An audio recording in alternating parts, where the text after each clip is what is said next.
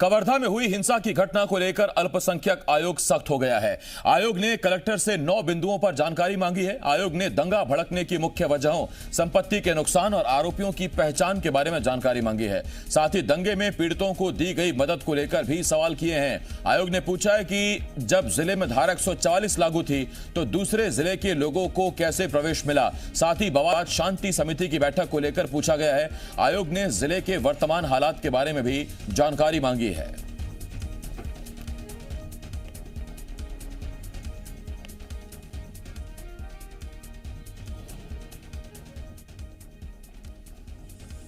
तो कवर्धा में हुए फसाद के बाद अब अल्पसंख्यक आयोग ने कलेक्टर से 9 बिंदुओं पर जानकारी मांगी है, जिसमें कार्रवाई को लेकर, आरोपियों की पहचान को लेकर, मुआवजे को लेकर सवाल पूछा गया है। साथ ही अपडेट भी पूछा गया है कि फिलहाल क्या स्थिति है।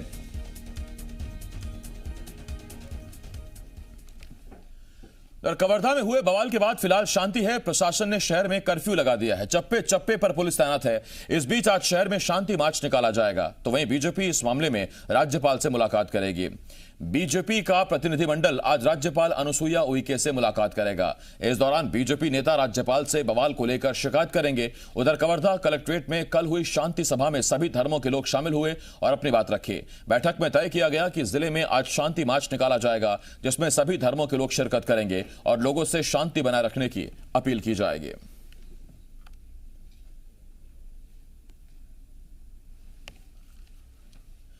रायपुर में सीएम भूपेश कवर्धा की घटना को लेकर सख्त नजर आए।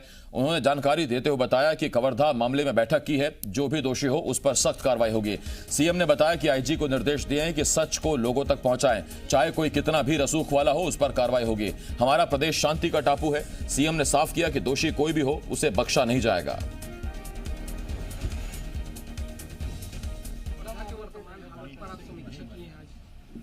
उसके बारे में मैंने निर्देश दिया है कि जो सच्चाई है उसको सामने लाया जाए और एडीजी विवेकानंद जी से मैंने कहा है कि उसके बारे में एक प्रेस कॉन्फ्रेंस करके पूरे प्रदेश की जनता को से अवगत कराएं। जो देखिए, जो घटना घटी है वो बहुत दुर्भाग्यजनक है और उस घटना से हम लोगों को सबक लेना है कि आगे इस प्रकार की घटना न हो। भीड़ को जो उकसाने का काम और इसके लिए जो जिम्मेदार है उसके खिलाफ सख्त कार्रवाई की जाएगी, जो वीडियो में दिखाई देगा।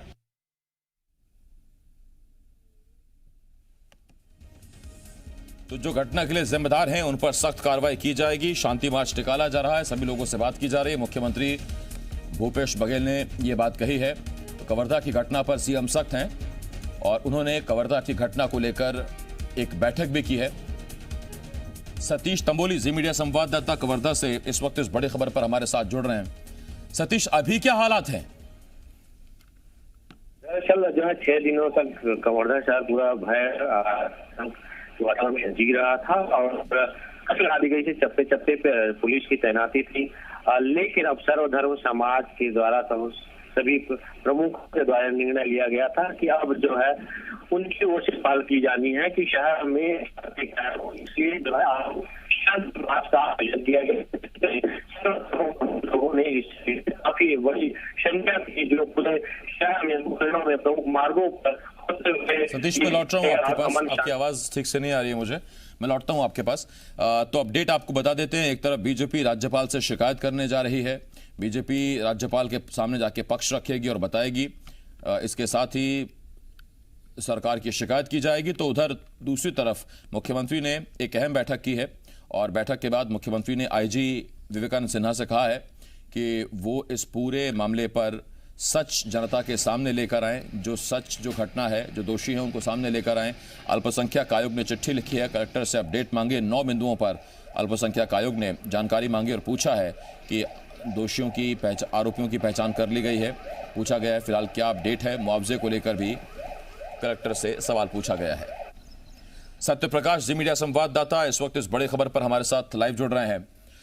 सत्या, क्या कार्यक्रम है? कितनी देर में बीजेपी के नेता मिलेंगे जाकर राज्यपाल से?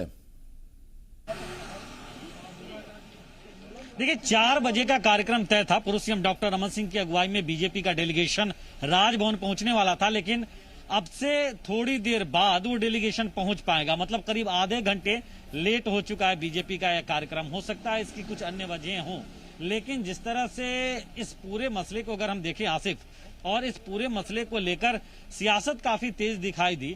अमूमन ऐसे मसलों पे होना नहीं चाहिए, लेकिन छत्तीसगढ़ में जिसे शांति का टापू कहा जाता है, उस शांति के टापू में जब इस तरह से कोई उन्माद होता है और उसके बाद जब सियासत इतनी तेज हो जाती है, आरोप प्रत्यारोप के दौर शुरू हो जाते हैं, बयानबाजियों में एक दूसरे की खिंचाई शुरू हो जाती है, तो फिर लगता है कि क्या दूसरे कुछ अन्य प्रदेशों की तरह ही छत्तीसगढ़ में भी सियासतदान इस मसले को और तूल देना चाह रहे हो, जो होना नहीं चाहिए। क्योंकि जितना संवेदनशील ये मसला है, उतने ही स्मूथ तरीके से इस पूरे मसले को हैंडल करना चाहिए, और इसमें न सिर्फ सरकार की जवाबदेही है बल्कि विपक्ष की भी उतनी ही जवाबदेही बनती है। जरूर है कि बीजेपी ने इस पूरे मसले में सरकार पे एक वर्ग विशेष के खिलाफ, एक समुदाय के खिलाफ कार्रवाई करने और ना करने का आरोप लगाया, लेकिन इस सबके बीच जिस तरह से आज सीएम भूपेश बघेल ने बैठक लिया और बैठक में लॉ एंड ऑर्डर की समीक्षा तो उन्होंने की ही है, कवर्धा में जो तमाम हालात